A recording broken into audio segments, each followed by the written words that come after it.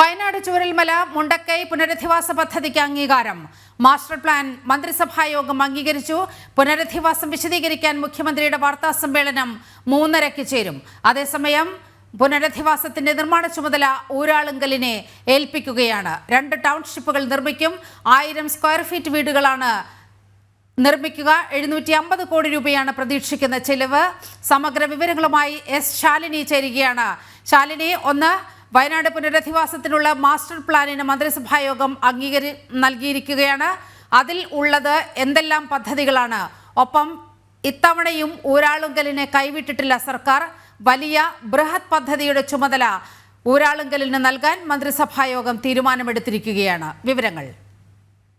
നീലിമ, ഇന്ന് ചേർന്ന മന്ത്രിസഭാ യോഗത്തിലാണ് വയനാട് പുനരുദ്ധാരണം അല്ലെങ്കിൽ പുനർനിർമ്മാണത്തെ പറ്റി കൂടിയാലോചനകൾ നടന്നത്. രാവിലെ ചില സ്പോൺസർഷിപ്പ് നൽകാൻ ഉദ്ദേശിച്ചവരുമായി ചർച്ചകൾ നടത്തിയിരുന്നു. ഈ ചർച്ചകൾക്ക് ശേഷമാണ് മന്ത്രിസഭാ യോഗം ചേർന്നത്. ഈ യോഗത്തിലാണ് സർക്കാർ തയ്യാറാക്കുന്ന ടൗൺഷിപ്പിന്റെ നിർമ്മാണം ഏത് ഘട്ടത്തിൽ വേണം, ആ പദ്ധതി അടക്കമുള്ള കാര്യത്തിൽ ഒരു വ്യക്തത വരുത്തുകയും തീരുമാനമെടുക്കുകയും ചെയ്തിട്ടുള്ളത്. നിലവിൽ 2 ടൗൺഷിപ്പുകൾ നിർമ്മിക്കാനാണ് ഇന്ന് ചേർന്ന മന്ത്രിസഭാ യോഗം തീരുമാനിച്ചിട്ടുള്ളത്. 1000 ചതുരശ്ര അടിയിൽ ഒറ്റ നിലയിലുള്ള വീടുകൾ നിർമ്മിക്കുക എന്നുള്ളതാണ് സർക്കാർ ഉദ്ദേശിക്കുന്നത്. 750 കോടി രൂപയാണ് ഇതിനായി പ്രതീക്ഷിക്കുന്ന ചിലവ് എന്നുള്ളതാണ് നമുക്കിപ്പോൾ അറിയാൻ സാധിക്കുന്നത്. പ്രത്യേകിച്ച് ചീഫ് സെക്രട്ടറിയുടെ അടക്കമുള്ളവരുടെ നേതൃത്വത്തിൽ വലിയ രീതിയിലുള്ള ചർച്ചകൾ നടന്നിരുന്നു. ഒപ്പം തന്നെ കേന്ദ്ര സഹായം നൽകിയിട്ടും സംസ്ഥാന സർക്കാർ സഹായം നൽകാതെ വയനാട് പുനരധിവാസം വൈകിപ്പിക്കുന്നു എന്നുള്ള ആക്ഷേപവും ആരോപണവും വിമർശനവും ഉയർന്ന സാഹചര്യത്തിൽ കൂടിയാണ് ഇത്തരത്തിലൊരു ചർച്ചകൾ നടക്കുകയും യോഗം ചേരുകയും ഇന്ന് ഔദ്യോഗികമായി ഇതിലൊരു വ്യക്തത വരുത്തുകയും ചെയ്തിട്ടുള്ളത്.